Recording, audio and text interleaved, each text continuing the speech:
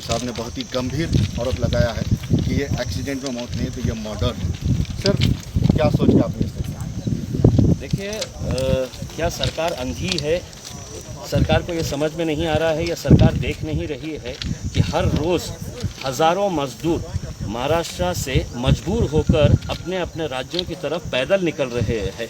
इस तपती धूप के अंदर छोटे छोटे बच्चों को लेकर बुज़ुर्ग लोग, नौजवान लड़के, ये लोग या तो साइकिल के ऊपर 1400, 1500, 1600 किलोमीटर का सफ़र तय करने के लिए ये लोग पैदल इस वजह से निकल रहे हैं कि उन्हें कोई सुविधा नहीं दी जा रही है। मैंने खुद ने prime minister's office, railway minister, railway department, इनको सबको ट्वीट के जरिए बार बार ये बताया था कि कई हजार मजदूर यहाँ पर फंसे हुए हैं करके। इसके बावजूद अगर ये घटना होती है, ये एक्सीडेंट होता है, तो ये एक्सीडेंट नहीं है, ये हत्या है। और इस हत्या के पीछे रेलवे डिपार्टमेंट के ऊपर हत्या का केस रजिस्टर होना चाहिए, प्राइम मिनिस्टर्स ऑफिस के ऊपर है तो रजिस्टर होना चाहिए। क्योंकि अगर आप सिविल एविएशन मिनिस्टर ये प्लानिंग कर सकते हैं कि 7 तारीख से लेकर 14 तारीख के बीच में इतने हज़ार हम मुसाफिरों को विदेशों से हम यहाँ पर हवाई जहाज़ के ज़रिए लेकर आएंगे, तो इन गरीबों को सड़कों के ऊपर क्यों छोड़ा गया है? मरने के लिए ही छोड़ा गया ना, कि मरने के बाद क्या होगा? इनकी कीमत लगा दी गई है। शिवराज सिंह चौहान साहब ने 5 लाख रुपये का घोषणा की है, महाराष्ट्र के मुख्यमंत्री ने 5 लाख रुपये की कंपनसेशन की घोषणा की है। यानी कि इनकी मौत की कीमत 5-5 लाख रुपये रहेगी। तुम मरो, हम तुमको 5-5 लाख रुपये देंगे करके। अब होगा यही कि रेलवे मिनिस्टर, प्रधानमंत्री है तो कुछ दुख जताएंगे कि मुझे बहुत अफसोस हुआ है करके। रेलवे मिनिस्टर कहेगा कि मैं एक इंक्वायरी करवा रहा हूं, और उसी इंक्वायरी का नतीजा है ये जितने अधिकारी यहाँ पर आए हुए हैं, ये सब के ऊपर हत्या का केस रजिस्टर होना चाहिए। ये गरीबों को आज भी आप देखें, अगर आप रोड के ऊपर जाइए तो कितने 100 मजदूर आपको अभी भी रास्ते के ऊपर मिलेंगे जो रोड के ऊपर निकले हैं सिर्फ इस उम्मीद के ऊपर कि हमको कहीं ना कहीं कुछ ना कुछ सहारा मिल जाएगा करके। और ये भी जो मजदूर निकले थे इस उम्मीद के ऊपर निकले थे कि कम से कम हमें औरंगाबाद से जो ट्रेन जाने वाली थी जबलपुर, वो ट्रेन के अंदर हमको जगह मिल जाएगी करके इसमें। लेकिन क्या ये सरकार को दिख नहीं रहा है? हर रोज़ आप लोग ही दिखा रहे हैं, आपके चैनल के ऊपर ही दिखाया जा रहा है कि कैसे ये गरीब लोग सड़कों के ऊपर इतनी तपती धूप के अंदर 1400, 1500, 1600 किलोमीटर का सफ़र के तय करने के लिए निकले हुए हैं। तो मेरे हिसाब से मैं ये मान कर चलता हूँ कि ये एक्सीडेंट नहीं है, इसके ऊपर हत्या का केस रजिस्टर होना चाहिए। और तमाम दोषी लोग हैं जो इसको नज़रअंदाज कर रहे थे, जो विदेशों के अंदर रहने वाले हैं, वो पैसे वाले लोग हैं, तो उनको हवाई जहाज़ से लाने के लिए पूरी प्लानिंग की जा रही है कि कितने फ़्लाइट्स कहाँ से ऑपरेट होंगे करके। क्या ये अंधे हैं? इन्हें दिखता नहीं था कि इतने सारे मजदूर हैं, इन्हें रेलवे ऑपरेट करना चाहिए था? क्या ज़िला प्रशासन, सरकार ने क्या किया है? सिद्धार्थ साहब, सरकार ने ये किया था कि एक नोटिफिकेशन जारी किया और ये कहा कि इस ईमेल आईडी के ऊपर जितने भी मजदूर जाना चाहते हैं वो उस ईमेल आईडी के ऊपर है, तो आप अपना डिटेल्स अपलोड करिएगा, आपका आधार कार्ड अपलोड करिएगा, आपका मेडिकल सर्टिफिकेट अपलोड करिएगा। ये मजदूर जिनके पास ना स्मार्टफोन्स है, जिन्हें ना कंप्यूटर ऑपरेट करना आता है, ये मजदूर लोग ऑपरेट करे होते ऑनलाइन करके। कोई डॉक्टर है तो इन्हें सर्टिफिकेट देने के लिए तैयार नहीं था। और ऐसी हालत के अंदर आप कहते हैं कि नहीं, आपको अगर ट्रेन से जाना है, आपको सफ़र करना है, तो आप जाइए ऑनलाइन के ऊपर अप्लाई करिएगा, आधार कार्ड ले लीजिएगा उसमें। कोई डॉक्टर जब करने के लिए तैयार नहीं था। और आखिरकार 3 दिनों तक आप देखे हैं कि हर जगह के ऊपर इतनी भीड़ लगी हुई है कि डॉक्टर्स का कहीं से सर्टिफिकेट मिल जाए, और कल दोपहर में जाकर सरकार चेंज कर देती है, नहीं हमको डॉक्टर का सर्टिफिकेट नहीं चाहिए। अब आप जाइए रेलवे स्टेशन के ऊपर जाइए, और आपको है तो सिर्फ डॉक्टर है तो आपका थर्मामीटर से चेक करेगा।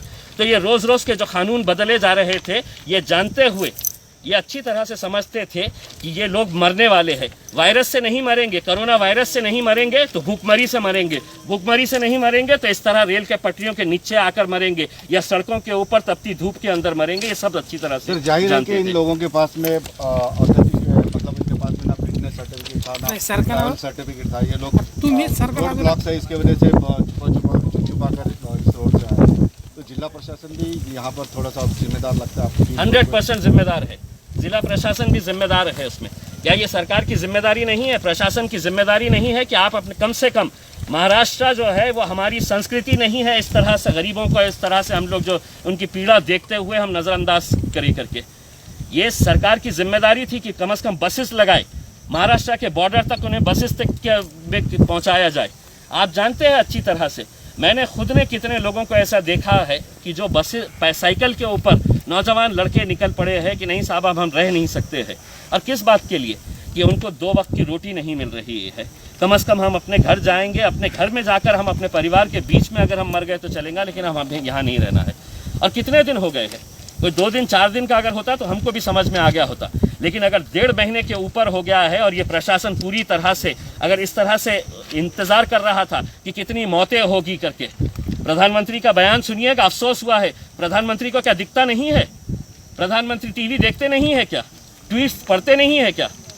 उनको पता नहीं है कि इतने सारे मजदूर जो रोड के ऊपर निकले हुए हैं उनकी हालत क्या है करके। अभी मैं आ रहा था, एक आदमी छोटे से बच्चे को 2 साल के बच्चे को लेकर है तो कितनी दूर से निकला हुआ है, 150 किलोमीटर का सफ़र किया है। आप निकलिए, आपको खुद मिलेंगे वो लोग यहाँ पर भी। सर इसमें बात ये है कि ये लोग जो है एक स्टील कंपनी में काम करते थे जालना में, तो उस कंपनी की भी जिम्मेदारी बनती थी कि उनको खाना पानी मुहैया करें। देखिए, सरकार ने तो एक कागज़ निकाल दिया, कागज़ के टुकड़े के ऊपर लिख दिया है उसके ऊपर कि किसी की भी पगार काटनी नहीं चाहिए, किसी को नौकरी के ऊपर से निकालना नहीं चाहिए। लेकिन क्या लेबर डिपार्टमेंट ने ये चेक किया है कि इन लोगों को इनकी पगार मिल रही थी, इन लोगों को नौकरी से रखा गया है या नौकरी से निकाला गया है? आज औरंगाबाद और जालना अगर देखा जाए तो ये एक इंडस्ट्रियल सिटी है, लेकिन यहाँ पर कितने सारे मजदूरों को कहा गया है कि अब आप जाइए घर के ऊपर। अब वो जाएंगे तो जाएं कैसा? सरकार ने ये तो कह दिया है कि हम आपको ट्रैवल पास दे देंगे। अब ट्रैवल पास देने के बाद कैसा जाएंगे आप मुझे ये बताइएगा। सरकार के या प्रशासन की तरफ से क्या इंतज़ाम किया गया है? हम तो उत्तर प्रदेश या मध्य प्रदेश की बात नहीं कर रहे हैं। अगर औरंगाबाद से किसी को नागपुर जाना है, जो महाराष्ट्रियन बंदा है, अगर किसी को नांदेड़ जाना है, किसी को उस्मानाबाद जाने का है, मुंबई जाने का है, तो उसके लिए क्या प्रावधान किया गया है? ये हम प्रशासन से सवाल करना चाहते हैं। कोई प्रावधान किया गया है?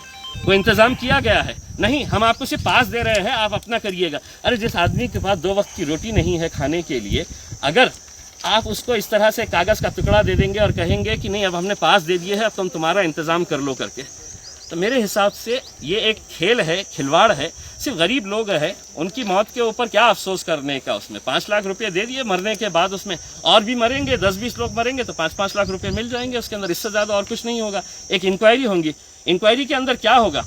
मैं पीयूष गोयल साहब से पूछना चाहता हूँ, पीयूष गोयल साहब, इतने नादान नहीं है जनता कि अब आप इंक्वायरी करेंगे? क्या निकलने वाला है इंक्वायरी के अंदर?